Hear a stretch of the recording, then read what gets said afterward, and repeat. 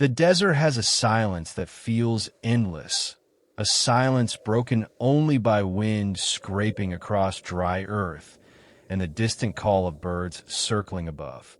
On the edge of Albuquerque, New Mexico, the mesa stretches wide and barren, a place where few people wander and even fewer expect to find anything but dust and brush. But in 2009, that silence was broken when a woman walking her dog stumbled upon a site that would unearth one of the darkest mysteries in the American Southwest. Human remains, bleached by the sun and uncovered by rain, lay scattered in the dirt. What at first seemed like a grim accident quickly revealed itself to be something far more chilling. Tonight's story is about a case of horrifying murders hidden beneath the desert floor for years. A case where investigators unearthed not one victim, but 11.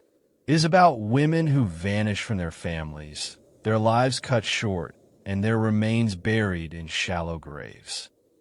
It is about a killer who used the vast emptiness of the desert as cover, leaving behind no name, no face, only silence and bones. The case left detectives chasing shadows, families demanding justice, and an entire community shaken by the scale of what had been hidden in plain sight.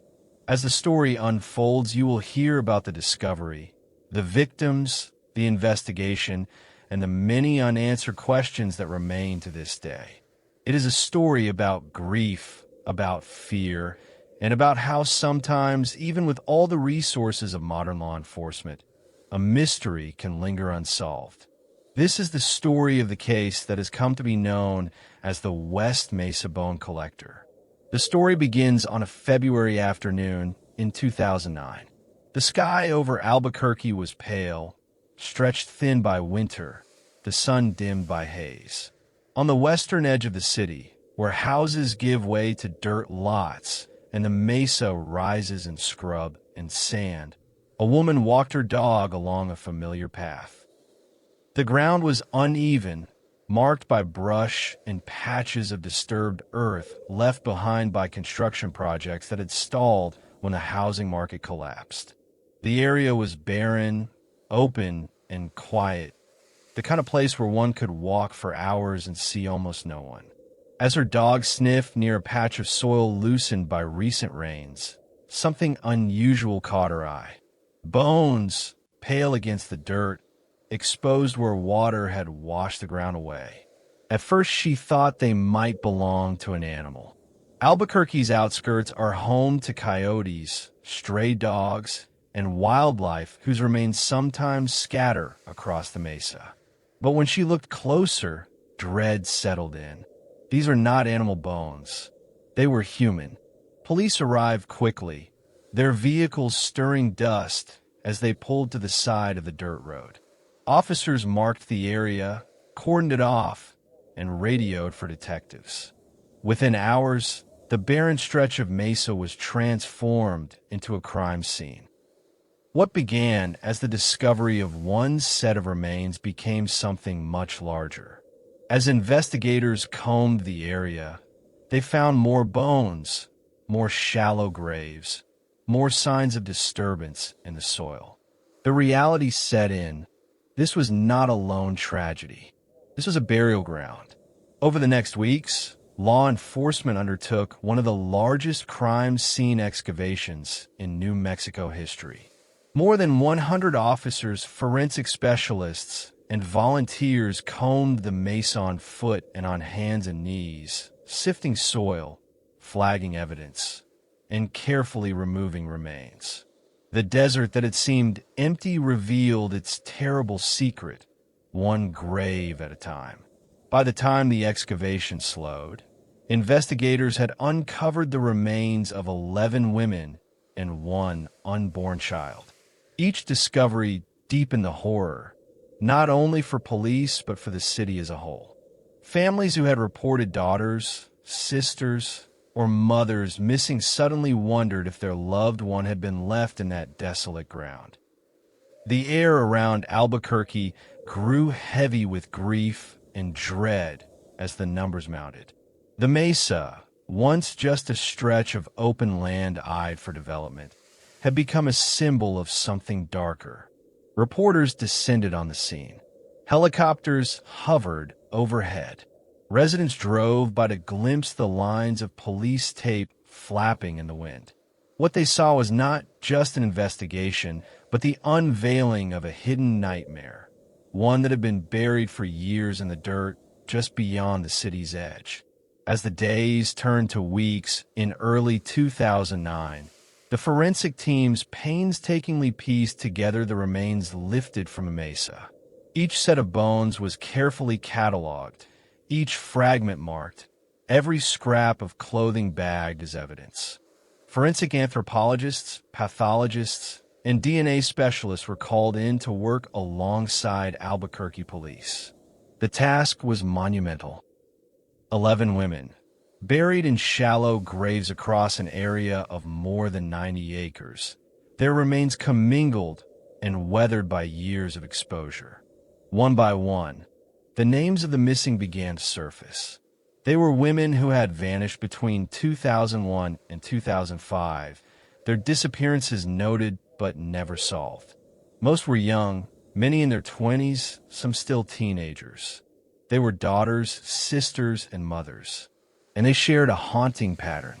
The majority had lived troubled lives, caught in cycles of poverty, addiction, or sex work. Many had gone missing from Albuquerque's streets, last seen near East Central Avenue, a stretch notorious for drug activity and prostitution. For their families, the disappearances had been devastating, but had often been met with indifference from the wider public. Some of the women had police records, and their cases received little attention when they first vanished. But now, uncovered together in a single burial ground, their lives could no longer be ignored. The victims included women like 22-year-old Michelle Valdez, who was 4 months pregnant when she disappeared in 2004. She and her unborn child were both laid to rest in the dirt of the mesa. Her sister, who had reported her missing, had lived for years with unanswered questions, questions now replaced with a heavy certainty of loss. There was 27-year-old Victoria Chavez, remembered by family as funny, spirited, and deeply loved, even as she struggled with addiction. There was 32-year-old Virginia Cloven, who had vanished in 2004, leaving behind family who searched endlessly for her. There was 15-year-old Jamie Barella, the youngest victim, who disappeared along with her 23-year-old cousin Evelyn Salazar in 2004 after leaving home to go to a park. Their remains were found side by side, a tragic echo of their final walk together. The names continued. Selania Edwards, 15 years old, the only African-American victim and the only one known to be from out of state. She had run away from foster care in Oklahoma before finding her way to Albuquerque. Her life had been short, marked by instability and movement, and it ended far from home in the desert dirt. As investigators built the list, the weight of what had been hidden beneath the mesa became clearer. These were not random lives scattered across decades. They formed a cluster in time and circumstance, pointing toward a predator who targeted vulnerable women, women whose disappearances had not drawn immediate alarm. For the families, the news was devastating. Many had lived with the uncertainty of missing loved ones for years, clinging to the hope that they might return. Now that hope was gone, replaced by grief and the painful confirmation of what they had long feared. Vigils were held. Candles flickered in church basements and community centers. Photographs of the women were displayed in rows, smiling faces staring out from posters and frames, their memories preserved in snapshots from better days. Each story carried its own pain, but together they told a larger story of loss, of vulnerability, and of lives cut short. For Albuquerque, the revelation was a reckoning. 11 women, most connected by poverty, drugs, and sex work, had vanished over a span of years, and only now, with their bodies unearthed, was the scale of the tragedy being recognized. The city could no longer look away. The West Mesa was not just a burial ground. It was a monument to lives ignored until it was too late. Within hours of the first call, the edge of the mesa changed from empty ground to a field of markers and tents. Patrol cars idled beside dirt tracks. Crime scene tape traced wide squares across the scrub.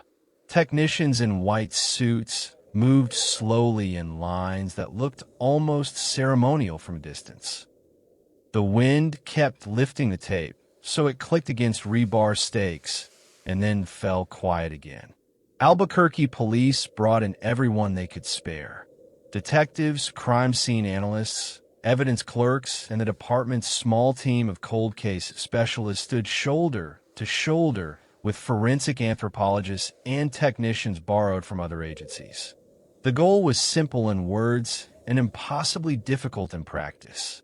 Find every bone, record every position, recover every trace that might still speak after years in the ground. They worked the mesa like an archaeological dig. Grids were laid out with string and flagging. Each square was photographed before a single trowel touched soil. When the top layer loosened, teams sifted the dirt through mesh screens, watching for the pale flash of bone or a button from a shirt or the crimped end of a zipper. Small flags soon dotted the landscape in faded red and bright yellow. Each color meant something different to the loggers with clipboards who walked the rows, calling out coordinates while a second pair of hands wrote them down. The environment fought them at every step. The desert is not a vault. Wind moves sand. Water cuts channels after a rare storm and then vanishes as if it was never there. Coyotes and stray dogs nose at disturbed ground.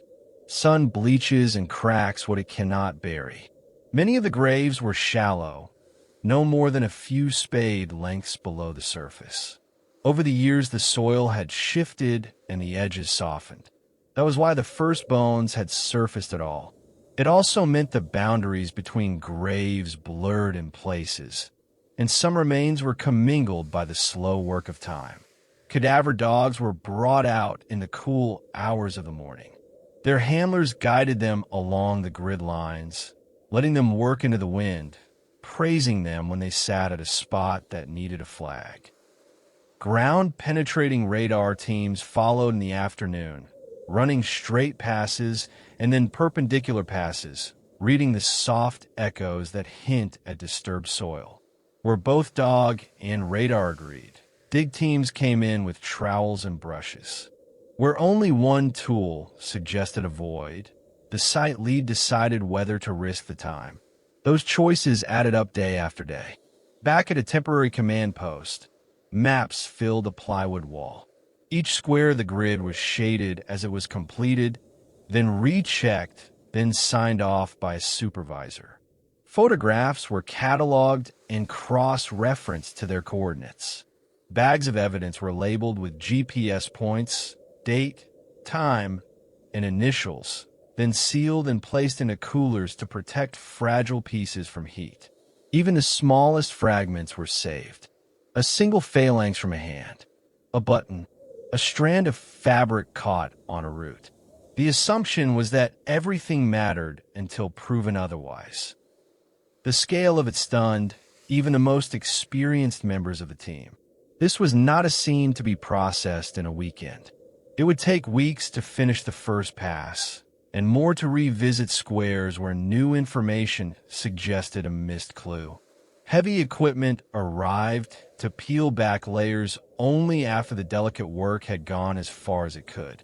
Operators sat in the cabs of backhoes and scraped gentle curls of earth while a line of eyes watched the bucket in case something pale slid out with the soil. News of the dig moved across the city in waves. People drove out to the edge of the tape and sat in their cars for long minutes, hands folded on steering wheels, as if the act of being near could answer anything. Volunteers dropped off bottled water and snacks at the command post. The sound of a helicopter hung over the mesa at odd hours and then faded. Reporters gave updates against backdrops of sun and dust, their voices careful as they repeated the facts. 11 sets of remains. A timeline that seemed to reach back to the early years of the decade. A list of women who had vanished and might now be found. Inside the forensic labs, another kind of work began. Anthropologists laid bones out on clean tables lined with absorbent paper and soft foam blocks. They built each skeleton the way a puzzle is built, from what was certain outward into what might be. They noted age ranges and signs of healed injury. They made lists of features that could help identify a person long after faces and names had faded from memory. DNA technicians prepared samples, building profiles that could be compared to family swabs and to the national databases that hold the echoes of the missing. Detectives opened old binders and created new ones. They pulled reports from the years when each woman had disappeared. They called mothers and sisters and daughters who had not heard from a loved one in years and asked for photographs, dental records, anything that might help. They printed timelines and taped them in long strips across office walls. They circled dates where two disappearances landed close together. They underlined addresses on East Central Avenue and cross streets where friends had last seen a familiar face step into a car and vanish in a night traffic. The task force formed around a small core of investigators who would live with the case for years. Tip lines were set up. Flyers went out in English and Spanish. Community meetings were held not just to calm fear, but to ask for help from people who knew the corridors where the missing women had last been seen. The message was blunt and simple. If you saw something then, tell us now. If you heard stories then, tell us now. The women had been found together. That meant the answers might be found together too. Through it all, the mesa kept its flat horizon and its deep quiet. Work paused when wind kicked grit hard enough to sting eyes and fill lungs. It resumed when the gusts eased. Teams rotated. A medic checked vitals after someone wobbled in the heat. The site log grew thick with signatures and notes. Every step was recorded, not just for court, but because memory fails when a scene is this large. The records would have to speak clearly years later when people tried to understand how 11 women came to rest under the same hard sky. By the end of the first month, patterns were visible in the data. The graves clustered in a broad patch near dirt access roads. Items recovered near the remains suggested the victims had been buried in the clothes they wore the night they disappeared. There were no elaborate bindings left behind, no complicated staging in the graves, no ritual carved into the ground. Whoever had brought them there had worked fast, dug shallow, and left. That simplicity was its own kind of signature. It also meant there was little physical evidence to tie the site to any one suspect. If there had been fingerprints once, they were long gone. If there had been tire tracks, the years and the weather had erased them. So the case would depend on the women themselves, on witness memories, on old arrests and street contacts, on the thin threads of routine that had put them in harm's way. The excavation had turned the unknown into something visible. Now the investigation had to turn visible facts into a story that could name a killer. As the scale of the crime sank in, the task force began to turn from the site itself to the question that loomed over everything. Who could have done this? 11 women, vanishing over 4 years, buried in the same desolate place. Detectives knew this was not random violence. It pointed to a single hand, or at the very least a small circle of people acting with a shared purpose. They began by revisiting the streets where most of the victims had last been seen. Central Avenue, with its motels that rent by the hour, its neon signs flickering over pawn shops and liquor stores, and its corners where sex workers and drug dealers still lingered, became the center of their map. Detectives walked those blocks again, even years after the women had vanished. They spoke with people who had worked the streets back then, some of whom remembered names or faces that had faded from official reports. Rumors filled the gap where facts were thin. Some women on the street said they had heard of a man who picked up girls and never brought them back. Others mentioned cars that cruised the strip at odd hours, descriptions that shifted from one telling to another. A few whispered about violence in motel rooms, threats that were laughed off until someone simply did not come back one night.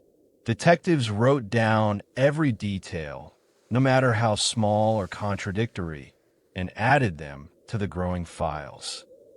The search for suspects quickly focused on men who had histories of violence against women in Albuquerque. One name that surfaced early was Lorenzo Montoya. He lived not far from the Mesa and had a record of soliciting sex workers. In December 2006, just a few years before the bones were found, Montoya had lured a woman to his home. He strangled her, wrapped her body in plastic, and was preparing to move it when her boyfriend arrived. In the struggle that followed, Montoya was shot and killed. Police considered him a strong candidate for the West Mesa murders, given his proximity to the burial site, his pattern of violence, and the timing of his death.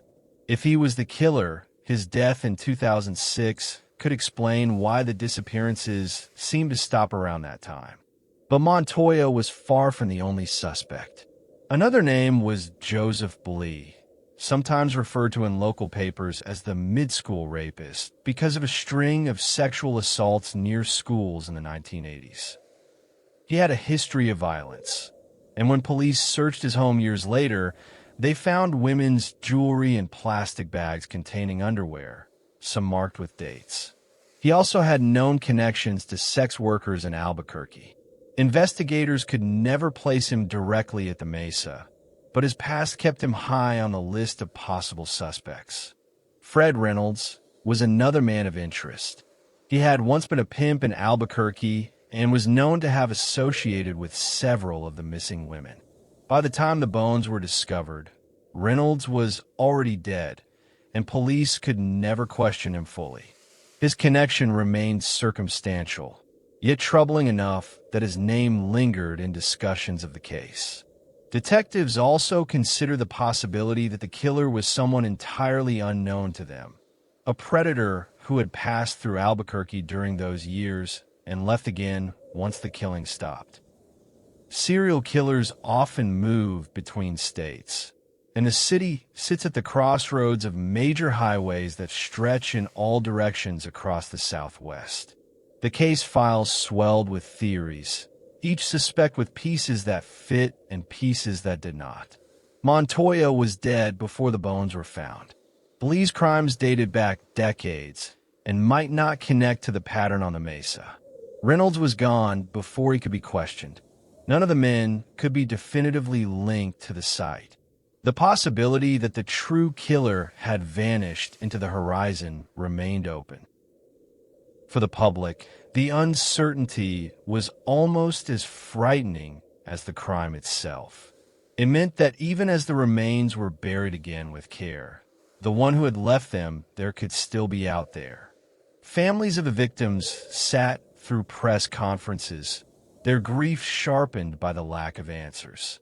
Reporters asked pointed questions that police could not answer without jeopardizing the investigation. Was there DNA? Were there tire tracks? Was there any physical link to a suspect? Each time, officials gave careful, cautious replies. Evidence was limited, and what little there was could not be shared. By the summer of 2009, the Mesa itself had been fully processed. The flags came down, the tents were packed up, and the desert returned to its silence. But in police offices across Albuquerque, the case lived on in stacks of files, photographs, and timelines that grew longer by the month. The investigation had only just begun, and already it was clear that it would be a marathon, not a sprint. When the names of the women began to be matched to the remains, the case stopped being just about numbers and graves. Each name carried a history, and each family had been living with unanswered questions for years.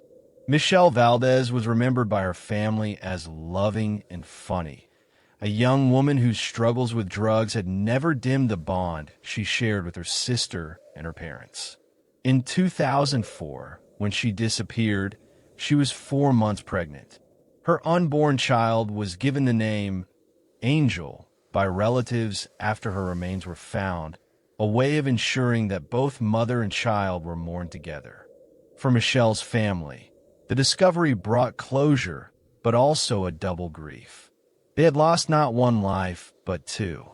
Virginia Cloven was 23 years old when she went missing. She was close to her father, who remembered her as artistic, quirky, and deeply attached to her family.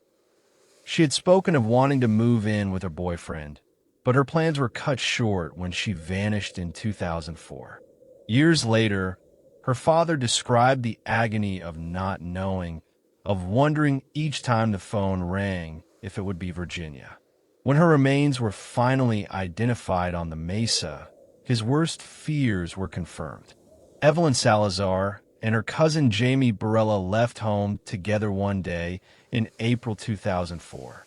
Evelyn was 23, Jamie just 15. The two were inseparable, walking the streets of Albuquerque's southeast side and often looking out for one another. They told family they were headed to a park, a casual outing on a warm day. Neither returned. Their families searched and hoped, but as weeks turned into years, hope grew thin.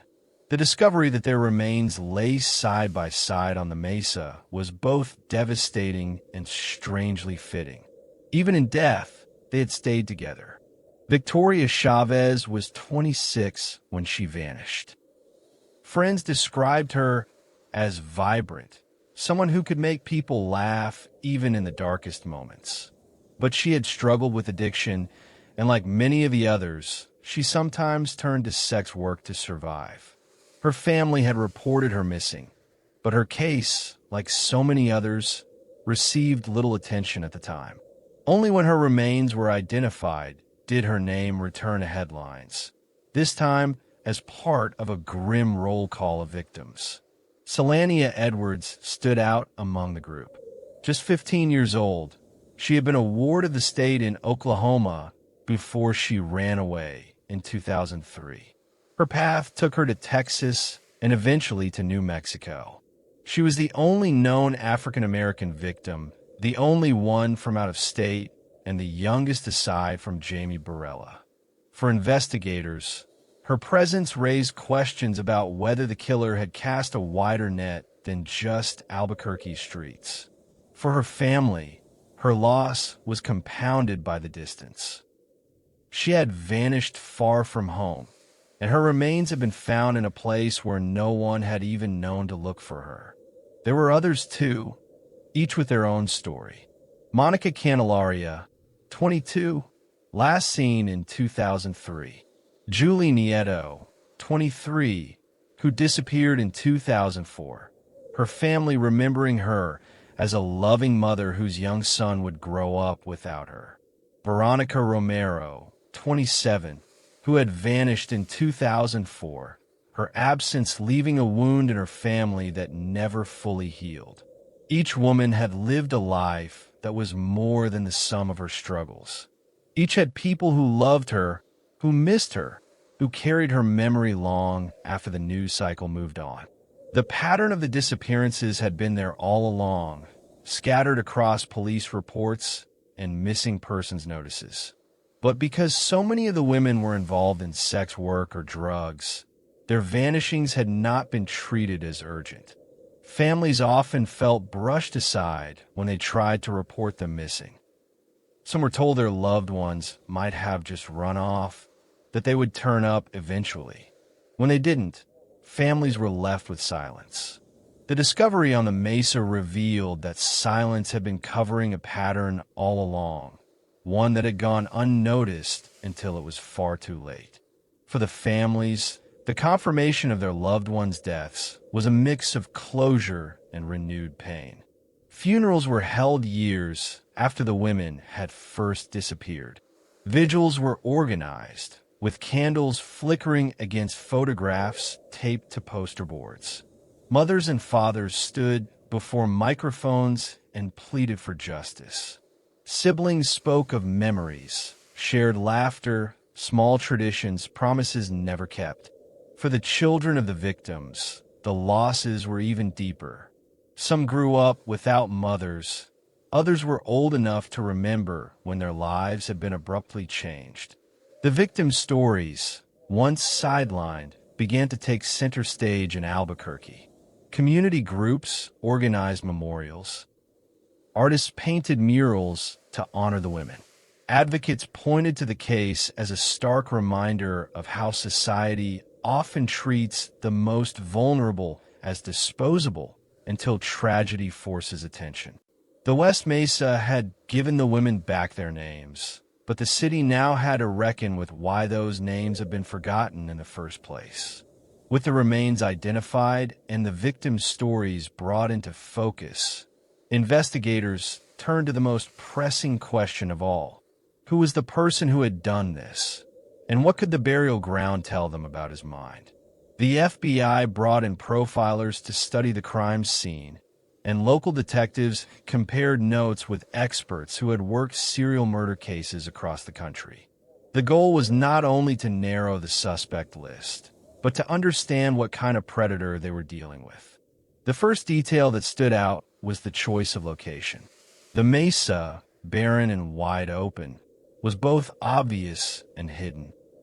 On the one hand, it was exposed ground, visible for miles, and crossed by dirt roads. On the other hand, it was isolated enough that very few people had reason to walk through it, especially at night. In the early 2000s, before construction spread into that corner of Albuquerque, it was a quiet, empty stretch of land. A killer could drive out, dig shallow graves in the loose soil, and be gone again in less than an hour. The remoteness suggested someone who was local, who knew the landscape well enough to trust that it would remain undisturbed. The graves themselves revealed another aspect of the killer's mindset. They were shallow, hasty, and without clear order. The victims were not posed, not buried with care, not arranged in a ritualistic pattern. They had been disposed of quickly, covered just enough to hide them from immediate view. That suggested a practical, cold approach rather than one driven by elaborate fantasy or ritual. The killer wanted the women gone, hidden, forgotten. He did not appear to care about symbolic meaning or about returning to the site for trophies or reminders. The timeline of the disappearances also offered clues. The women vanished between 2001 and 2005, with the last known disappearance occurring around the time Lorenzo Montoya was killed in December 2006. The gap between the last disappearance and the discovery in 2009 raised questions.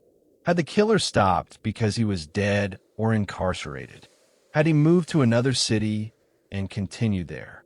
Or had some change in his life interrupted his ability to kill? Serial offenders often follow patterns, and sudden breaks can signal something significant.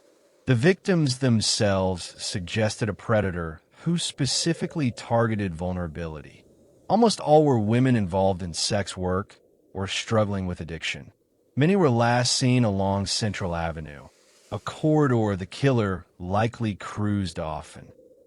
He would have known that the women were less likely to be reported missing quickly, and that even when they were, their cases might not be treated as urgent. That level of calculation pointed to someone who understood not only his victims, but also how society failed them. The profile that emerged was of a Hispanic or white male, likely in his late 20s to 40s during the time of the killings. He would have lived or worked in Albuquerque, familiar enough with the city to know both the streets where he found his victims and the quiet mesa where he buried them. He may have had a history of violence against women, possibly even arrest for solicitation or assault, and he would have been confident enough to repeat the crime at least 11 times over 4 years without being caught.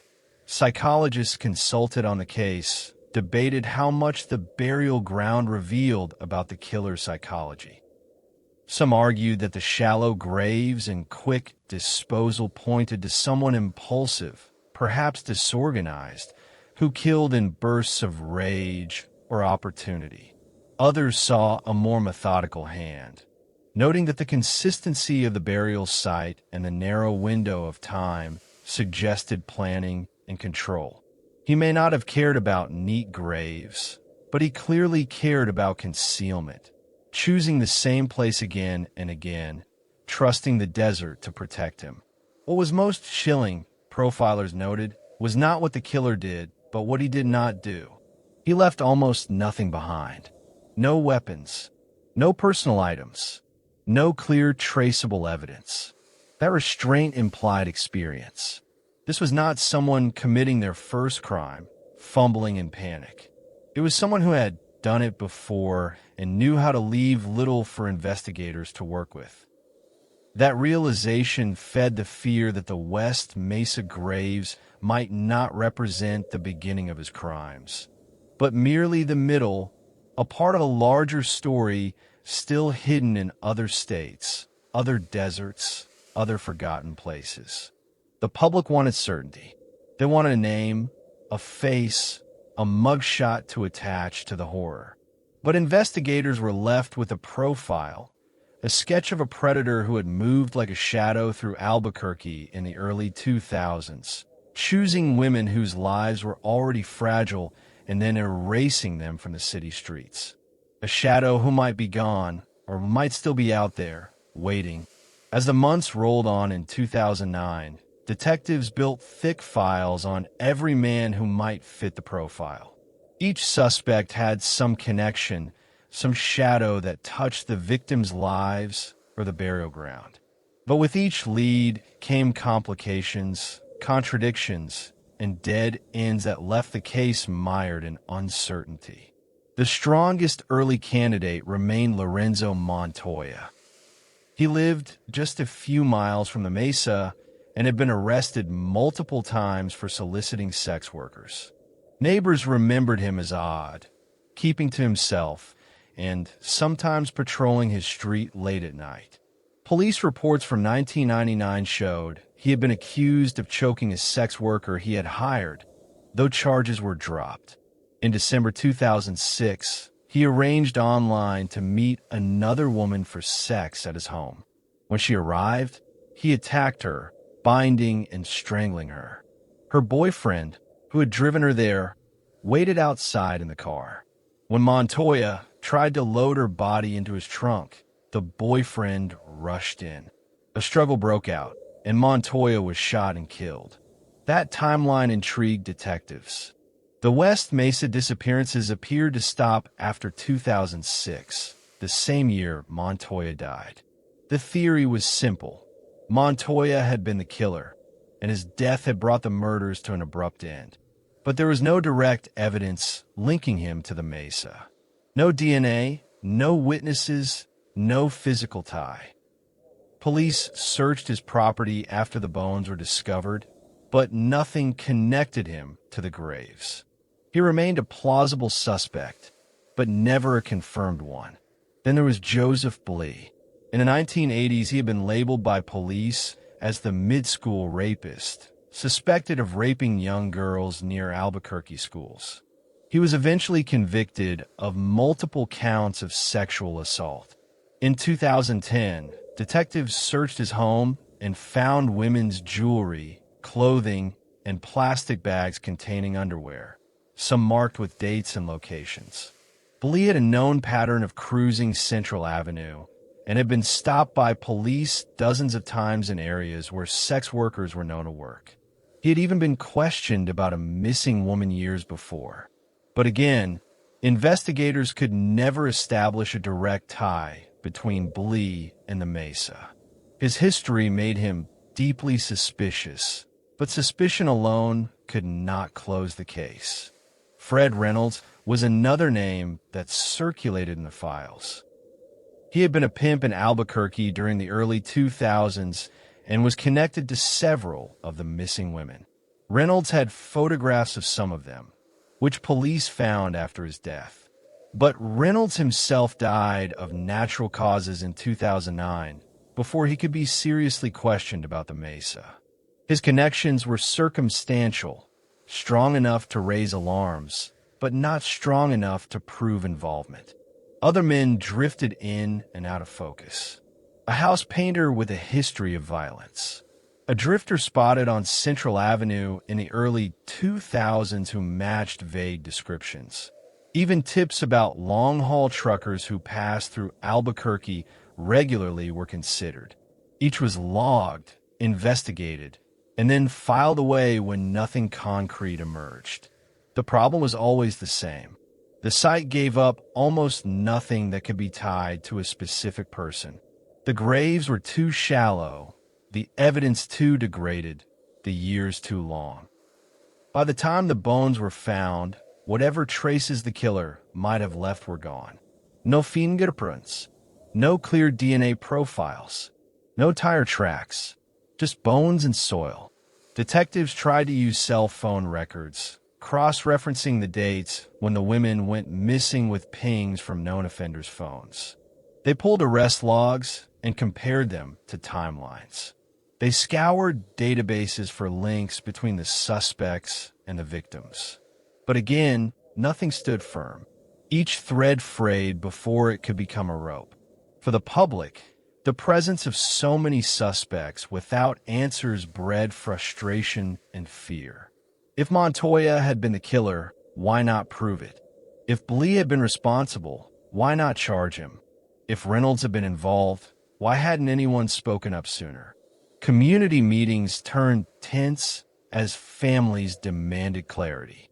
Detectives could only promise that the case was active, that no lead was too small, that the investigation was not over.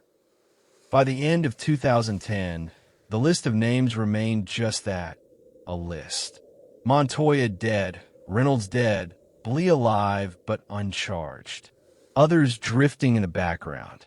The West Mesa Bone Collector had left no signature, no note, no boast, nothing to trace back to him.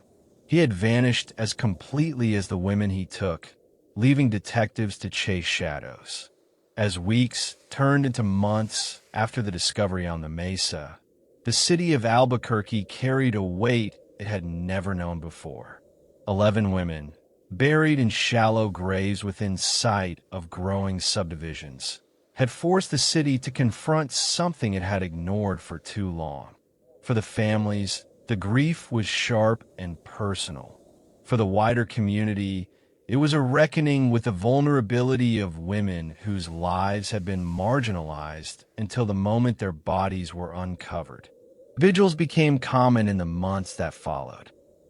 Families gathered in church halls, community centers, and sometimes on the edge of the Mesa itself, where the wind still carried dust across the ground where their daughters and sisters had been found.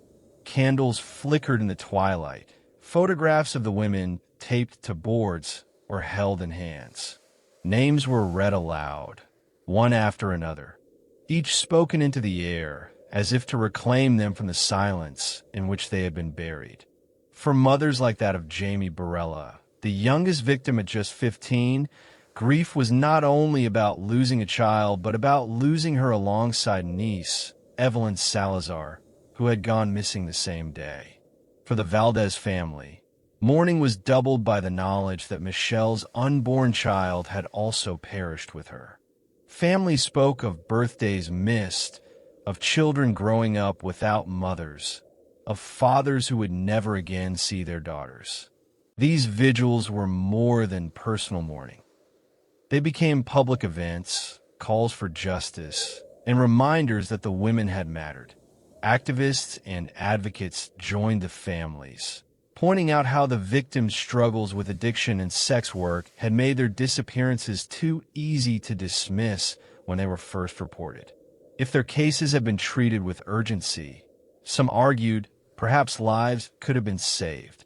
The West Mesa case became a rallying cry for reform in how law enforcement handled missing persons, especially those from vulnerable communities. Community art also played a role. Murals appeared across Albuquerque, painted on walls in bright colors. They depicted the faces of the women, surrounded by flowers, desert motifs, and symbols of hope. These murals were not just memorials, but also demands for remembrance. They told anyone passing by that the women were more than victims, more than numbers, more than headlines. They were people who had laughed, dreamed, loved, and deserved to be remembered. In neighborhoods along Central Avenue, fear ran alongside grief. Women who worked the streets at night now did so under the shadow of the bone collector. Some said the killer was gone, but others whispered that he could still be out there. The disappearances had stopped in 2006, but no one knew why. The uncertainty left a hole that fear filled easily. Law enforcement held community meetings, inviting families and residents to ask questions and share information. Detectives explained what they could, though much remained under wraps. They reassured families that the case was still active, that tips were still being followed, that the killer had not been forgotten. But the lack of progress wore on everyone. Each passing year without an arrest felt like a fresh wound. For the city itself, the case exposed a deeper issue. Albuquerque had long struggled with poverty, addiction, and crime along Central Avenue. The women who vanished had lived in those cracks of society, and for years their disappearances had barely registered beyond their families. Now the graves on the mesa forced the city to acknowledge the cost of that neglect. It was not just about one killer. It was about a system that had allowed 11 women to vanish without urgent response.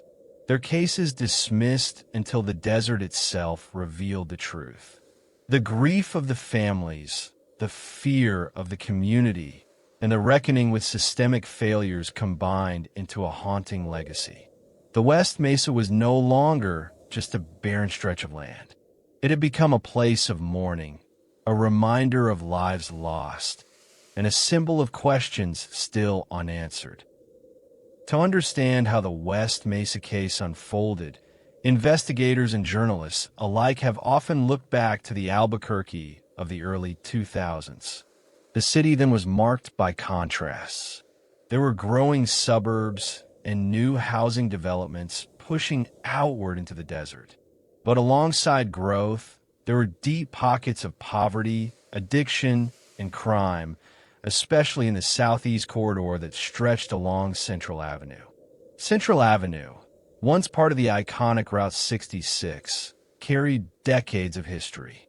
By the 2000s, it had become a stretch lined with aging motels, pawn shops, liquor stores, and fast food restaurants.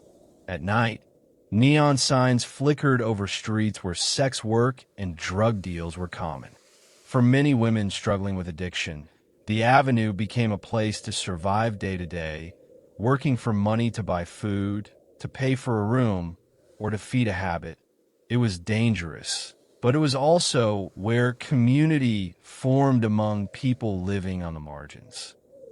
Police reports from those years showed a steady stream of calls about assaults, robberies, and disappearances connected to the area. Many of the women later found on the mesa had last been seen near Central, getting into cars with men who promised quick money. Some of those cars may have belonged to regular clients. Some belonged to predators. It was impossible to know which until someone failed to return. The vulnerability of the women was compounded by how society viewed them. Many came from difficult backgrounds, marked by unstable homes, foster care, or abusive relationships. Some had struggled with addiction for years. Others had turned to sex work, as their only option to make ends meet.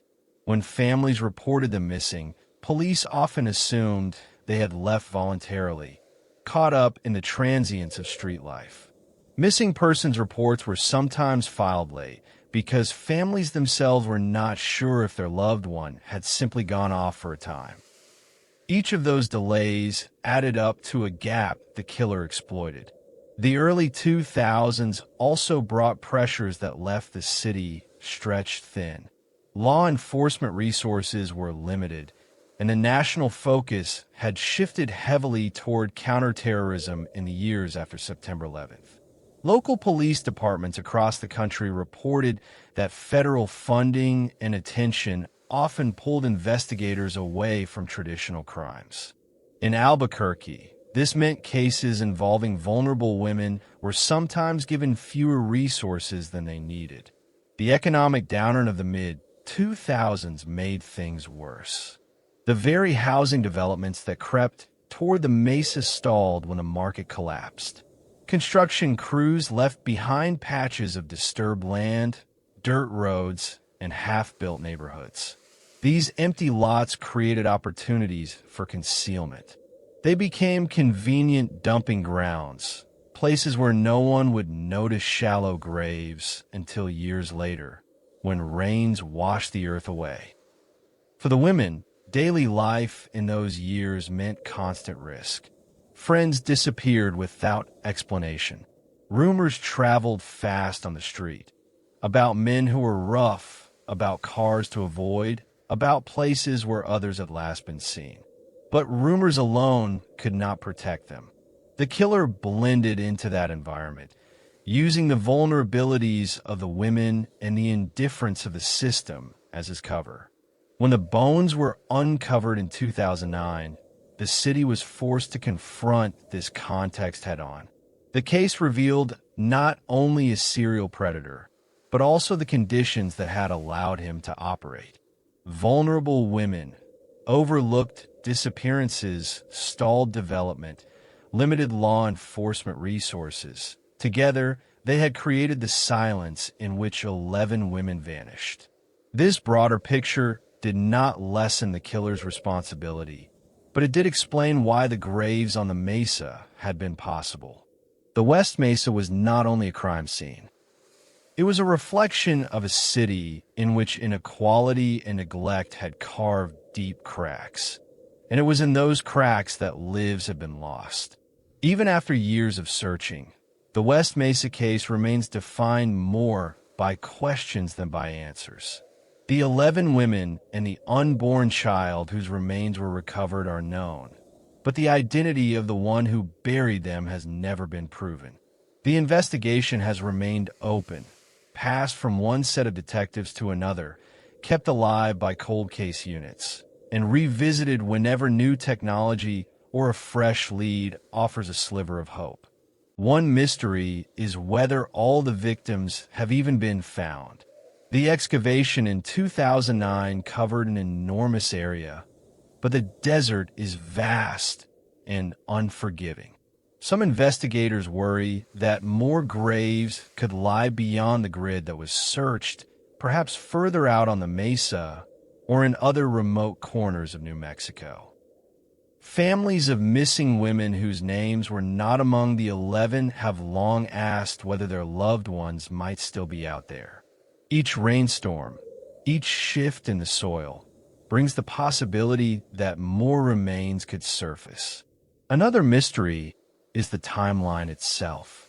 Why did the disappearances seem to cluster between 2001 and 2005, and why did they stop after 2006?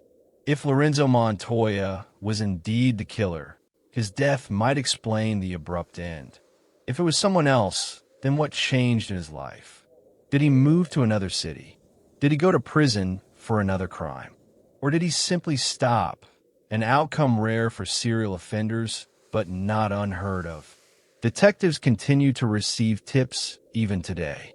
Some come from people who lived on the streets during those years and remember fragments of stories, cars, or faces. Others come from families of women who vanished around the same time, wondering if they too should be considered part of the West Mesa case.